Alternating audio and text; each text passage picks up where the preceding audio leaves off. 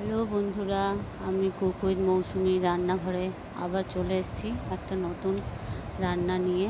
সবারই মোটামুটি জানা, আজকে আমিও করলাম, সেটাই তোমাদের সাথে শেয়ার করব।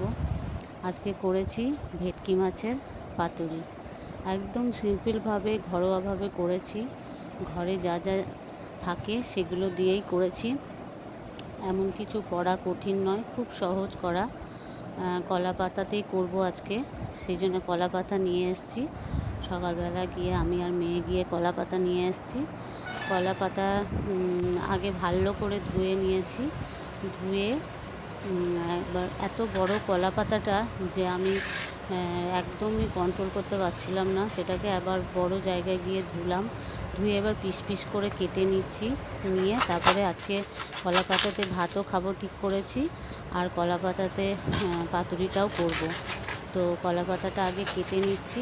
আমি একদম বসে একদম কাটছি কলা পাতাটা বেশ সুন্দর ছিল, তোমাদেরকে ছবি আমি দেখাবো।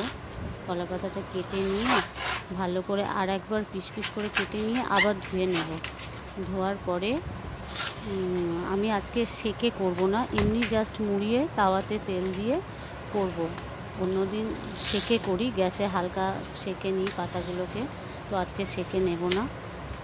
আমি এদিকে সর্ষে, সাদা সর্ষে, কালো সর্ষে, পোস্ত ভিজিয়ে দিয়েছি। সেটার আজকে ভিজিয়ে দিয়েছি, তখন আমার আর ভিডিওটা করা হয়নি। তো যখন বাটবো তখন তোমাদেরকে একবার দেখিয়ে দেবো। কলা পাতাগুলো কেটে নেওয়া হয়ে গেছে, আর একবার ধুয়ে জল ঝরাতে দেব, ভালো করে ফ্যানের হাওয়ায় শুকিয়ে নেব। ভেটকি মাছটা নিয়েছি, তো একটা বাটির মধ্যে প্রথমে জল নিয়ে নুন দিলাম। নুন দিয়ে ভেটকি মাছগুলো কিছুক্ষণ ভিজিয়ে রাখি, যদি ওর গায়ে চামড়াতে কোনো কিছু থাকে জার্মস সেগুলো চলে যাবে। 30-40 মিনিট মতো ভিজিয়ে রাখতে হবে। ভিজিয়ে রেখে দিচ্ছি। ওদিকে ওগুলো ভিজতে দিয়েছি। 30 মিনিট মতো হয়ে গেছে। একটা সাদা কাপড় নিয়ে থালার উপরে রেখে মাছগুলো ভালো করে জলটা ঝরিয়ে ওটা মুছে নেব ভালো করে।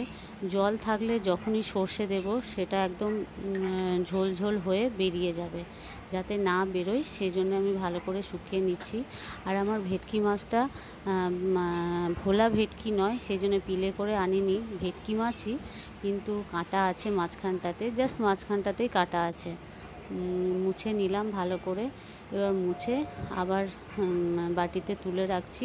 তুলে ওই একটু জাস্ট আদা আর লেবুর রস দিয়ে মাখিয়ে আবার একটু 10-15 মিনিট মতো রেখে দেব, ঢাকা দিয়ে রেখে দেবো। এদিকে মশলাটা করে নেব। মশলাটাতে যেগুলো দিয়েছি সেগুলো তো বললাম। মশলাটা বেটে নেব, একটু আদা বাটা আর লেবুর রস দিয়ে ওটাকে মাখিয়ে রেখে দিই 10-15 মিনিট। মাছটা একটু ম্যারিনেশন করে রেখে দেবো।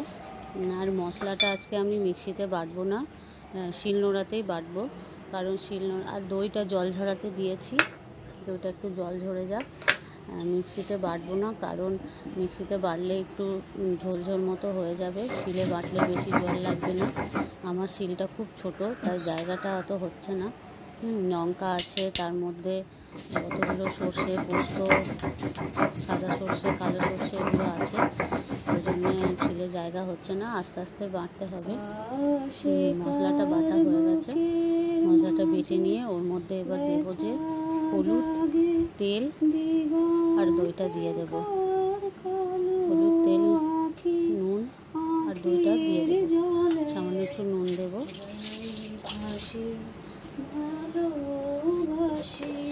হলুদ বেশি দেওয়ার দরকার নেই, সামান্য দিলেই হবে।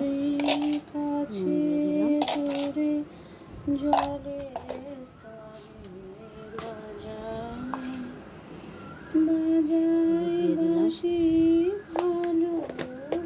অনেকে লঙ্কা গুঁড়ি ইউজ করে, লঙ্কা গুঁড়ি পাতুরিতে না দেওয়াই ভালো। কাঁচা লঙ্কার বাটার যে স্মেলটা আসে আর কাঁচা সর্ষের তেল বাটার যে স্মেলটা আসে সেটা খুব সুন্দর।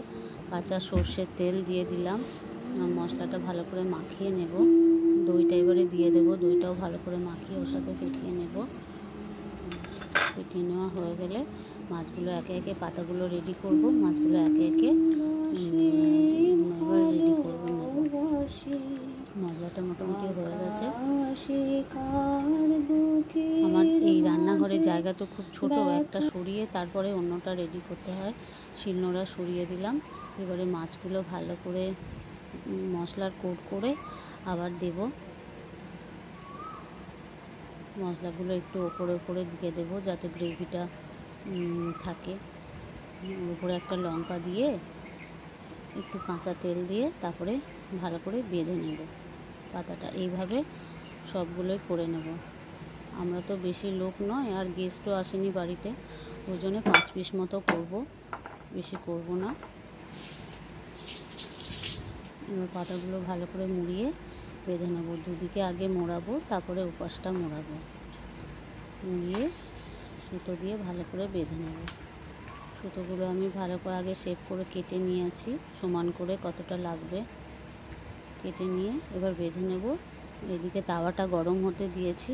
তাওয়াটা গরম হয়ে গেলে একে একে দেবো। আজকে ছোট তাওয়াটাই বসিয়েছি, বেশি জায়গা হবে না, 3টে মতো হবে। আর বাকিগুলো একবার করে ওটা হয়ে গেলে আবার পরের বার দেব। বাঁধা হয়ে গেছে। এভাবে সবগুলো করে নিয়েছি। এবার তাওয়াতে দিয়ে দেব।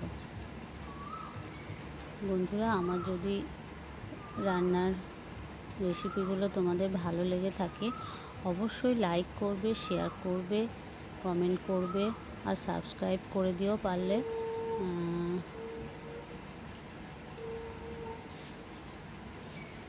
এইভাবে করে নেব সবগুলো। করা হয়ে গেলে করা হয়ে গেছে। এবার তাওয়াতে একে একে তেল দিয়েছি, তাওয়াতে আস্তে আস্তে সেঁকে নেব ঢাকা দিয়ে। তাওয়াটা গরম হয়ে গেছে, তাওয়াতে দিয়ে দিচ্ছি। 3টের বেশি জায়গা হবে না, হয়ে গেছে মোটামুটি।